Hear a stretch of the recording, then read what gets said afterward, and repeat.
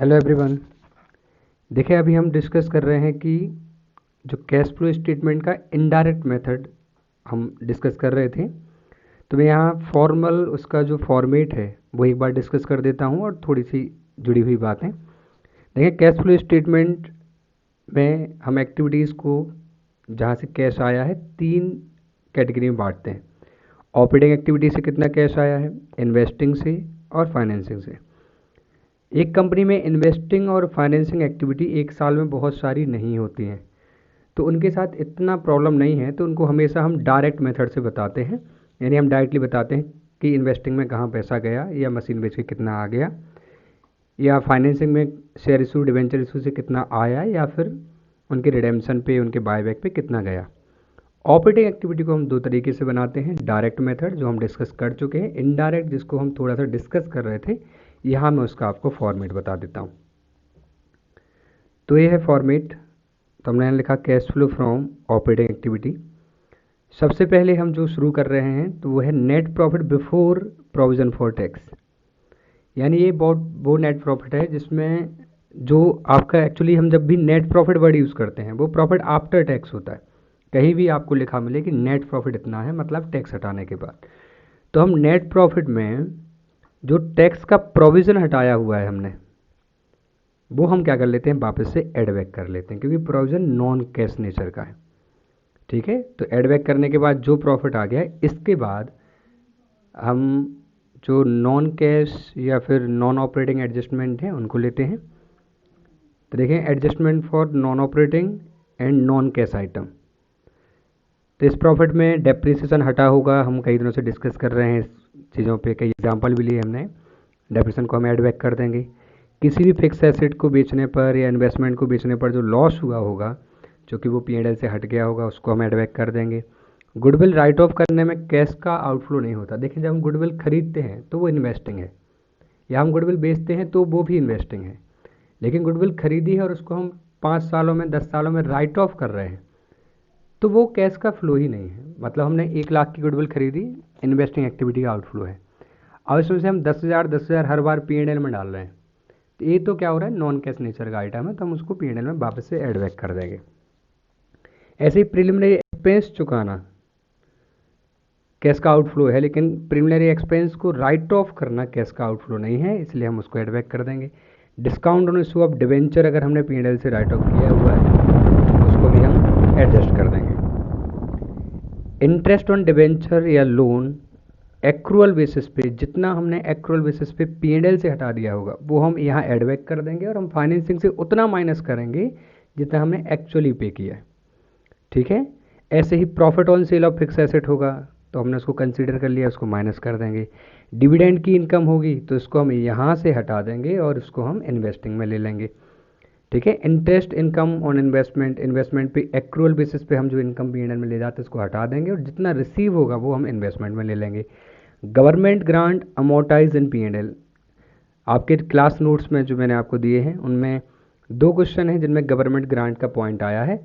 तो government grant मिलना financing है।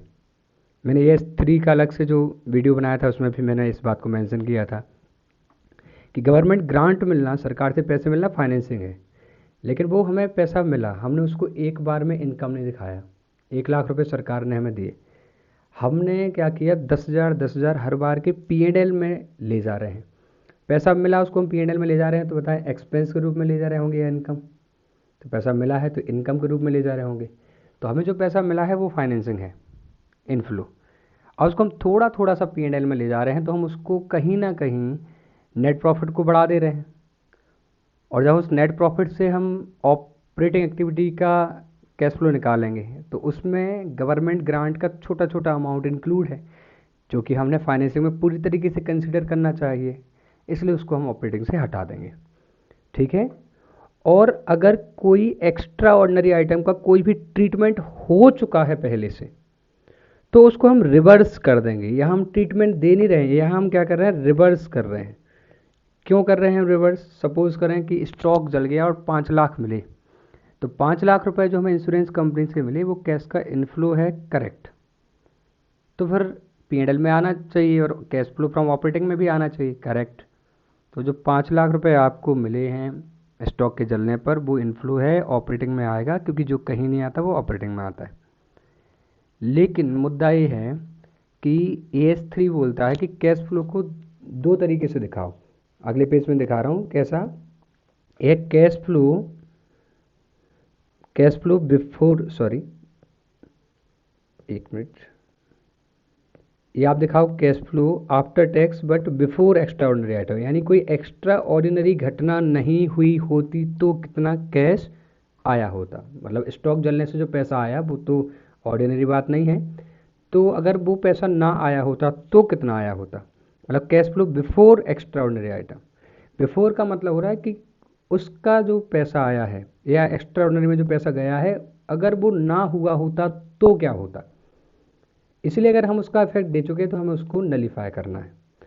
तो ये आ गया cash flow before extra ordinary item. फिर बताओ कि एक्स्ट्रा ऑर्डिनरी आइटम से कितना पैसा आया या गया। तो फिर बताओ कि net cash flow after extra ordinary item कितना है। मतलब एक्स्ट्रा ऑर्डिनरी ना होता तो कितना आता, एक्स्ट्रा ऑर्डिनरी से कितना आया तो ओवरऑल कितना आया। ठीक है, इस तरीके से हमें बताना पड़ता है। तो यहाँ देखना एक्स्ट्रा ऑर्डिनरी का क्या ट्रीटमेंट दिया है मैंने, कैसे लिखा है। एक्स्ट्रा ऑर्डिनरी आइटम को प्लस भी किया जा सकता है माइनस भी, और जो यहाँ मैंने ब्रैकेट में लिखा है रेड कलर में वो देखें आप, इसमें मैंने लिखा है कि P&L में क्रेडिट किया हो अगर आपने तो माइनस कर दें, एंड अगर डेबिट किया हो तो फिर प्लस कर दें। मतलब अगर आपने उसको P&L में इनकम के रूप में दिखाया है तो हटा दें, ताकि जो कैश फ्लो आए वो एक्स्ट्रा ऑर्डिनरी के इफेक्ट के बिना आए। ऐसे अगर आपने उसको माइनस कर रखा है तो आप उसको प्लस कर दें ताकि उसका इफेक्ट नलीफाई हो जाए, और फिर आएगा अपना cash flow before extra ordinary item, और फिर आ जाएगा cash flow after extra ordinary. ठीक है, इसके बाद हम इफेक्ट देते हैं, ये लाइन लिखा हमने, cash flow before working capital changes. Okay, तो वर्किंग कैपिटल चेंजेस के पहले का ये आ गया। इसके बाद हम इफेक्ट देते हैं वर्किंग कैपिटल का। ये पॉइंट मैंने एक दो बार आपको समझाया भी है कि क्यों हम वर्किंग कैपिटल का इफेक्ट दे रहे हैं, और भी आगे जो क्वेश्चन कराऊंगा उसमें समझाऊंगा कई बार कि वर्किंग कैपिटल का हम इफेक्ट देते क्यों हैं। तो अगर करेंट एसेट बढ़ जाता है तो हम उसको माइनस करते हैं, अगर करेंट एसेट कम हो जाता है तो हम उसको प्लस करते हैं, और करेंट लायबिलिटी के कम होने पर माइनस और बढ़ने पर प्लस। मतलब लायबिलिटी के साइड साथ ऐसा होता है कि लायबिलिटीज़, करेंट लायबिलिटीज़ जैसे creditor, bills payable, outstanding expense, outstanding rent, ये बढ़ते हैं तो प्लस, कम होते हैं तो माइनस। और करंट एसेट के साथ उल्टा करते हैं हम, बढ़ते हैं तो माइनस और कम होते हैं तो प्लस। लॉजिक है इनके, मैं एक बार फिर से आपको इसका लॉजिक समझा देता हूँ अभी कि हम वर्किंग कैपिटल चेंजेस को ऐसे क्यों कंसीडर करते हैं, बस मैं आपको 2 मिनट में समझा देता हूँ। तो इसके बाद आ जाता है cash flow before tax paid, और फिर हम हटाते हैं tax paid during the year. Tax paid में अगर कोई आपने एडवांस टैक्स चुकाया होगा तो वो भी इसमें कंसीडर हो जाएगा। हम कैश फ्लोज देख रहे हैं, ठीक है, एडवांस टैक्स भले हम नेक्स्ट ईयर का चुका रहे हैं लेकिन कैश का आउटफ्लो तो हुआ है ना, तो हम उसको यहाँ कंसीडर कर लेंगे। सपोज ऐसा हो कि हमने 1 लाख रुपए का टैक्स चुकाया था और बाद में हमें गवर्नमेंट से 10,000 रिफंड आ गया, तो आप यहाँ नेट 90,000 दिखा सकते हैं। टैक्स पेड कितना, नेट 90,000, क्योंकि अल्टीमेटली उतना ही आउटफ्लो हुआ है। ठीक है, तो ये हो गया ऑपरेटिंग एक्टिविटी का। बाकी इन्वेस्टिंग और फाइनेंसिंग का तो सेम ट्रीटमेंट होता है जैसा हम पहले से सीखते आ रहे हैं, देखते आ रहे हैं। आप नेट प्रॉफिट से मैंने यहाँ शुरू करा था, जो मैंने पहली चीज़ लिखी थी ऑपरेटिंग में, वो लिखा था कैश फ्लो फ्रॉम वो लिखा था मैंने net profit before provision for tax. तो जो नेट प्रॉफिट आपको निकालना है इसके लिए आप P&L एप्रोप्रिएशन, जो कि अब बनता नहीं है लेकिन आप वर्किंग नोट के फॉर्म में इसको बना सकते हैं। P&L एप्रोप्रिएशन आप बनाएंगे तो यहाँ आ जाता है ओपनिंग बैलेंस जो P&L का था, यहाँ क्लोजिंग आ जाता है, यहाँ कितना जर्नलिज्म में गया, कितना डिविडेंड बटा, क्वेश्चन के थ्रू समझाऊंगा मैं।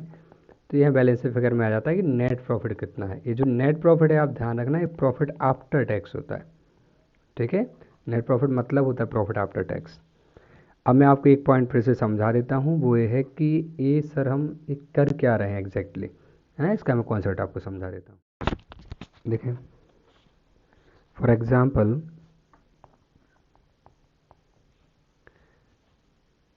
ये मैं यहाँ पे ट्रेडिंग एंड P&L बना देता हूँ।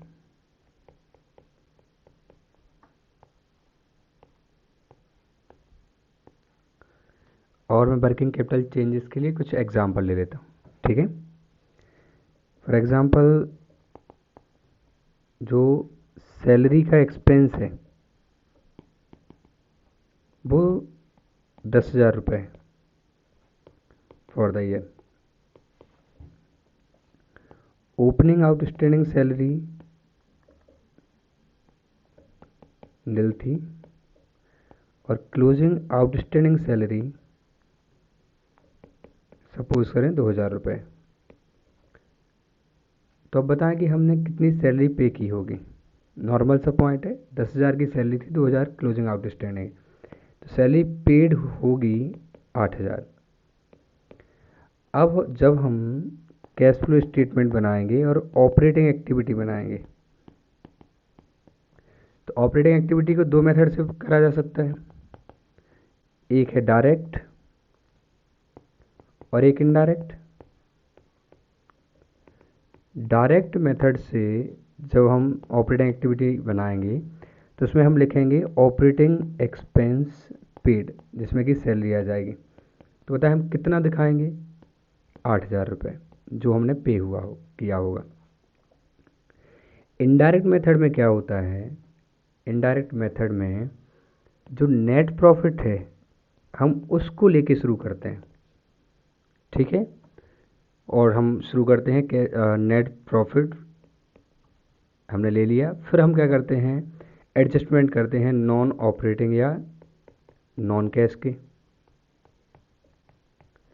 अब जो नेट प्रॉफिट यहाँ बना होगा, बताएं यहाँ सैलरी का एक्सपेंस कितना डाला होगा आपने, 8,000 या 10,000। तो सैलरी एक्सपेंस है और P&L में तो एक्रूअल बेसिस पे 10,000 गई होगी और पे हुई है 8,000। तो जो नेट प्रॉफिट निकाला है हमने, वो निकालते समय 10,000 की सैलरी माइनस हो गई है, जबकि पेमेंट 8 का हुआ है। अगर हम ऑपरेटिंग एक्टिविटी डायरेक्ट से बनाते तो हम केवल 8,000 का ही अमाउंट माइनस करते हैं, ऑपरेटिंग एक्टिविटी का कैश का आउटफ्लो। लेकिन इनडायरेक्ट में क्या होता है, 10,000 ऑलरेडी माइनस हो चुका है। तो 10,000 ऑलरेडी माइनस हो चुका है, जबकि करना चाहिए था 8। तो इसलिए हम क्या करते हैं, 10,000 ऑलरेडी माइनस हो चुका है, मैं यहाँ दिखा देता हूँ, ये माइनस हो चुका है ऑलरेडी। तो हम उसको इफेक्ट को नलीफाई करने के लिए 2,000 प्लस कर देते हैं, ताकि अल्टीमेटली कितना माइनस हो, 8। इसको हम नाम देते हैं वर्किंग कैपिटल चेंजेस। तो देखें क्या हुआ, करेंट लायबिलिटी पहले नील थी, अब 2,000 है, तो हमारी करेंट लायबिलिटी इंक्रीज हो गई है। और जो फॉर्मेट है वो बोलता है कि करेंट लायबिलिटी इंक्रीज हो रही है तो उसको प्लस कर दो। तो लॉजिक ये है कि अगर आपकी करेंट लायबिलिटी बढ़ रही है, इसका मीनिंग ये होता है कि आपका जितना भी एक्सपेंस या जो आपको पेमेंट करना चाहिए था, जैसे कि आपको 10,000 पे करना चाहिए था, अब आपकी लायबिलिटीज़ ओपनिंग में कुछ नहीं थी और क्लोजिंग में 2,000 हो गई है। इसका मीनिंग ये हुआ कि 10,000 पे करना चाहिए था, लेकिन आपने 10 पे नहीं किया, आपने 2,000 कम पे किया है, तभी तो लायबिलिटी बढ़ गई है। तो 2,000 आपने कम पे किया है, लेकिन P&L में तो आपने पूरा 10,000 ही दिखा दिया होगा और पे 2,000 कम किया है। तो उसके इफेक्ट को नलीफाई करने के लिए हम वर्किंग कैपिटल चेंजेस का इफेक्ट देते हैं। तो अल्टीमेटली कितना पेमेंट हुआ है, 8। तो 10 पहले से माइनस हो चुका है, हम 2,000 को ऐड बैक कर देंगे, वो लायबिलिटी जो बढ़ गई है। अगर आप पूरा पेमेंट करते तो लायबिलिटी नहीं बढ़ती, लायबिलिटी बढ़ गई, इसका मतलब आपने उतना पे नहीं किया है जितना करेंट ईयर का एक्सपेंस है, इसलिए हम उसको प्लस कर देंगे। एक और कोई एग्जांपल मैं आपको इसी लॉजिक पे समझा देता हूँ, ठीक है। एक ब्लैंक पेज पे ये है जैसे, तो देखना, सपोज आपने सेल्स की 2,00,000 रुपए की, आपके ओपनिंग डेटर, बस एक और ये समझा रहा हूँ, आपके ओपनिंग डेटर थे 40,000 के, आपके क्लोजिंग डेटर हैं, हम बढ़ा देते हैं या कम कर देते हैं, सपोज 30,000 के। अब बताएं कि कलेक्शन फ्रॉम डेटर कितना आया होगा। Collection from debtor. तो डेटर ने 2 लाख रुपए प्लस ओपनिंग 40, तो 2,40,000 हो गए। 2 लाख इस बार के मिलने, 40 पुराने। क्लोजिंग में केवल 30 रह गया मिलना, मतलब 2 लाख मिल गए होंगे, 10,000 और मिल गए होंगे। तो हमें मिल गए होंगे 2,10,000। आप चाहें तो डेटर अकाउंट बना के भी निकाल लें। यह डेटर, ओपनिंग डेटर कितने थे? 40। आपने सेल्स कितने की? 2 लाख। तो क्लोजिंग कितना है? 30,000। तो बताएं कैश कितना कलेक्शन आ गया? तो 2,40,000 और वहाँ 30,000 है, तो 2,10,000 का कलेक्शन आ गया। अब कलेक्शन आपके पास 2,10 का आया, ठीक है। अब आप जब कैश फ्लो स्टेटमेंट बना रहे होंगे ऑपरेटिंग एक्टिविटी से, तो अगेन 2 मेथड हैं, डायरेक्ट या इनडायरेक्ट। अगर आप डायरेक्ट बना रहे होंगे तो आप दिखाएंगे कैश सेल्स जो भी हुई होगी, और आप दिखाओगे कलेक्शन फ्रॉम डेटर, ठीक है। और कितना दिखाओगे आप? 2,10,000 की, 2,10,000 का कलेक्शन आया। Any doubt? जब आप इनडायरेक्ट से बना रहे होंगे तब क्या होगा? इनडायरेक्ट को हम शुरू करते हैं नेट प्रॉफिट से। अब देखना, जब हमने ये नेट प्रॉफिट निकालने के लिए ट्रेडिंग P&L बनाया होगा, तो ये ट्रेडिंग और ये प्रॉफिट एंड लॉस, जैसे ओपनिंग स्टॉक आया होगा, परचेज आया होगा। बताएं यहाँ सेल्स आया होगा या कलेक्शन? सेल्स। सेल्स हमारी कितनी है इस बार की? 2 लाख। तो 2 लाख की सेल्स ऐड हो गई होगी, और एक क्लोजिंग स्टॉक आया होगा, जीपी आया होगा। जो भी जीपी से फिर हमने कुछ एक्सपेंसेस हटाए होंगे, एनपी आया होगा। सवाल यह है कि नेट प्रॉफिट निकालने में आपने सेल्स कितना कंसीडर किया? 2 लाख, ठीक है। अगर आप इसको नए फॉर्मेट से बनाएं P&L, तो आप इस तरीके से बनाते कि रेवेन्यू फ्रॉम ऑपरेशंस, और रेवेन्यू फ्रॉम ऑपरेशंस का मतलब सेल्स ही होता है। तो 2 लाख की सेल्स थी, और अदर इनकम जो भी होती, और फिर एक्सपेंस आप हटाते जो भी हटाते, और ये नेट प्रॉफिट आता। तो सवाल ये है कि नेट प्रॉफिट निकालते समय आपने कितनी सेल्स जोड़ी है? इनको आपने प्लस किया होगा, इनको फिर आप माइनस करेंगे, नेट प्रॉफिट आ जाएगा आपका। सॉरी, तो आपने 2 लाख की सेल को तो कंसिडर कर लिया, जबकि कलेक्शन जो हमने अभी देखा वो 2,10,000 हुआ है। तो जो नेट प्रॉफिट है उसने 2 लाख को तो कंसिडर कर लिया, लेकिन अभी 10,000 रुपये और भी आए हैं, वो हम कंसिडर नहीं कर पाए हैं, क्योंकि हमने यहाँ सेल्स ले लिया इनडायरेक्ट मेथड में, क्योंकि नेट प्रॉफिट लिया उसमें सेल इंक्लूड थी। तो ये 10,000 का इफेक्ट कैसे दें? और पहले बताएं क्या करना है। तो हमें 10,000 प्लस करना है, क्योंकि कलेक्शन 2,10 आया, तो आप कुछ भी करो लेकिन कैश फ्लो तो 2,10 का दिखना चाहिए। 2 लाख तो सेल्स के नाम से इंक्लूड है, 10 और इंक्लूड करना है। तो इसको हम बोलते हैं वर्किंग कैपिटल चेंजेस। तो आपके देखें क्या हुआ है, डेटर 40 से 30 हो गए हैं, डेटर कम हो गए हैं। डेटर कम होने का मतलब है कि आपको कलेक्शन ज़्यादा आ गया है, मतलब 2 लाख रुपए जो आपने सेल की वो भी आ गया, और जो 40 पुराना बकाया था अब केवल 30 बकाया है, मतलब 10,000 रुपये और आ गए हैं आपको। इसीलिए आप इसको कंसिडर करते हैं कि 2 लाख की जो सेल हो गई और 10,000 और आ गए हैं आपको, तो 2,10,000 कंसिडर करना है। इसको हम बोलते हैं वर्किंग कैपिटल चेंज, और इसको हम बोल रहे हैं कि करेंट एसेट अगर डिक्रीज़ हो तो हम उसको प्लस कर देंगे। क्यों? क्योंकि अगर करेंट एसेट मतलब डेटर डिक्रीज हो रहा है, इसका मतलब है कि उससे कैश कलेक्ट हो गई है, इसलिए हम उसको कंसिडर करते हैं, ठीक है। तो अगर करंट एसेट कम हो रहे हैं मतलब कैश रियलाइज होगी, प्लस कर दो। करंट एसेट बढ़ रहे हैं मतलब जितना मिलना चाहिए, डेटर बढ़ रहे हैं मतलब जो हमने सेल्स किया उससे पूरा पैसा रियलाइज़ नहीं हुआ, लेकिन नेट प्रॉफिट निकालते समय सेल पूरा बुक कर लिया था हमने P&L के अंदर, तो पूरा कंसीडर हो रहा है, इसलिए उसको हम इफेक्ट देंगे कि अगर डेटर बढ़ रहे हैं तो हमें क्या करना पड़ेगा, उतना अमाउंट कम करना पड़ेगा जो कि हम जोड़ चुके हैं, ठीक है। ऐसे ही आउटस्टैंडिंग सैलरी या वर्किंग कैपिटल लाइबिलिटीज़ के फॉर्म में बढ़ रही है, तो बढ़ रही है इसका मतलब हमें जितना पेमेंट करना चाहिए था सैलरी का, रेंट का, क्रेडिटर का, हमने उतना नहीं किया, कम किया। और जबकि P&L में हमने एक्चुअल बेसिस पे पूरा दिखा दिया, पेमेंट कम किया, तो उसको हम क्या कर देंगे, इफेक्ट देंगे उसको। तो अगर करंट लायबिलिटी बढ़ रही है तो हम प्लस करेंगे कि हमने कर्ज ज़्यादा दिखा दिया, पेमेंट कम किया है, तो प्लस कर देंगे। करंट लायबिलिटी कम हो रही है तो माइनस, और करंट एसेट के केस में अपोजिट करेंगे। ओके, आई होप आपको समझ में आ गया होगा। अब हम इसके क्वेश्चन आंसर शुरू करते हैं इनडायरेक्ट मेथड के।